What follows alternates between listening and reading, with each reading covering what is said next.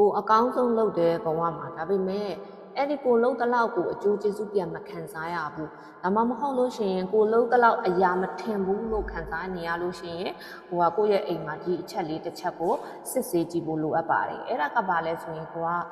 ရဲ့ဒီဖျားခန်းပေါ့နော်ဖျားစင်ကိုဘယ်လိုထားလဲဆိုတာကိုတစ်ချက်ပြန်ကြည့်ပါ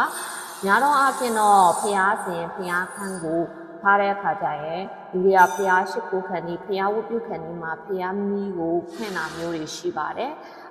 အလင်းပေးတဲ့ဟာပေါ့နော်လင်းနေရင်ပင်ကိုတဘာဝပေါ့နော်ပတင်းပေါက်အများကြီးနဲ့အလင်းအောင်ကောင်းကောင်းရတာဆိုရင်တော့ကိစ္စမရှိဘူးအဲ့လိုမဟုတ်ဘူးကိုယ့်ရဲ့ဖျားခန်းကမှောင်နေဒီမီးသီးရဲ့အလင်းကိုပဲယူရတာဆိုလို့ရှိရင်ဖျားရှိခိုးတဲ့အချိန်တစ်ခုတည်းမဟုတ်ပဲနဲ့ကျန်တဲ့အချိန်တွေမှာလည်းကိုကလင်းလင်းထင်းထင်းထားပေးဖို့လိုပါတယ်အဲ့ဒါကို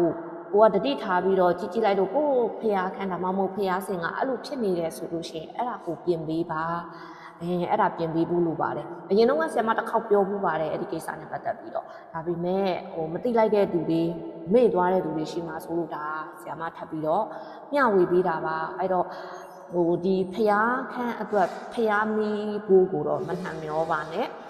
ညဘက်ကိုအိတ်တဲ့အချိန်နည်းနည်းလူမရှိတဲ့အချိန်မျိုးဆိုရင်တော့ပိတ်ထားပါတော့အိမ်မှာလူရှိတဲ့အချိန်တော့ကိုလည်းမီးရနေတယ်ဆိုရင်တော့အဲ့ဒီဖျားမီးကိုအမြဲတမ်းပူဇော်ထားပေးပါဖျားမီးပူဇော်တယ်ဆိုတာဖျောင်းနိုင်အောင်ပြောတာမဟုတ်နော်ဒီမီးတန်းတွေ့ပြီးတော့မီးအလင်းအောင်ရတဲ့ဟာကိုပြောတာပါအကယ်၍မီးမရအောင်ဆိုလဲပတင်းမောက်ရှင်ပတင်းမောက်ဖွင့်ထားပါအဓိကတော့ဖျားခန်းအလင်းထိန်နေရပါမယ်